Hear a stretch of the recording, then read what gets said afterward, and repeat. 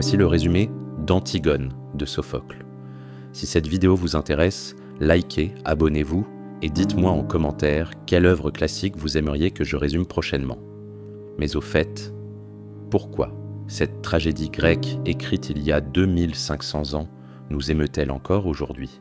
Faut-il obéir aux lois des hommes ou aux lois divines? La réponse à la fin. Alors voici l'histoire. Après la guerre civile de Thèbes, les deux fils d'Œdipe, Théocle et Polynice, se sont entretués en combattant l'un contre l'autre. Créon, leur oncle, devient roi et décrète que Polynice, qu'il considère comme un traître, ne recevra pas de sépulture. Son corps sera laissé aux charognards, condamnant son âme à errer éternellement. Antigone, sœur des défunts, est révoltée par ce décret qui viole les lois divines, exigeant que tout mort reçoive des funérailles. Elle décide d'enterrer son frère, malgré l'interdiction, déclarant que les lois divines sont supérieures aux lois humaines. Sa sœur Ismène refuse de l'aider, craignant la punition. Antigone agit seule et accomplit les rites funéraires pour Polynice. Surprise par des gardes, elle est traînée devant Créon. Loin de se repentir, Antigone revendique fièrement son acte. Elle défie Créon, affirmant que sa loi injuste ne peut prévaloir sur les lois éternelles et non écrites des dieux.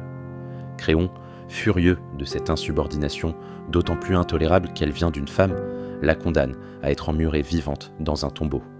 Aimon, fils de Créon et fiancé d'Antigone, tente de raisonner son père. Le chœur et le devin Tirésias avertissent également Créon qu'il commet une grave erreur et risque d'attirer la colère divine.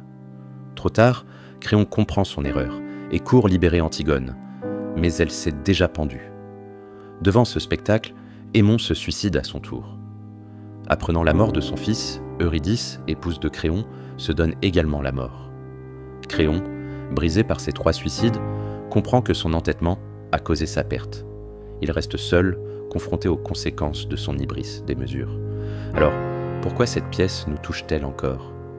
Antigone met en scène un conflit éternel entre la loi des hommes et les principes moraux supérieurs, entre raison d'État et conscience individuelle. Antigone incarne la résistance face à un pouvoir injuste. Son courage à défendre ses convictions jusqu'à la mort en fait une figure qui inspire encore aujourd'hui tous ceux qui luttent contre des lois qu'ils jugent iniques.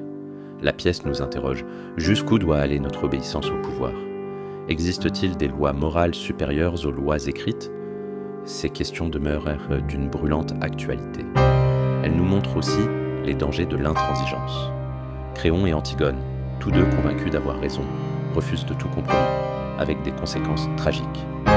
N'oubliez pas de liker cette vidéo si ce résumé vous a été utile, de vous abonner pour d'autres contenus similaires et dites-moi en commentaire quelle œuvre classique vous aimeriez que je résume la prochaine fois.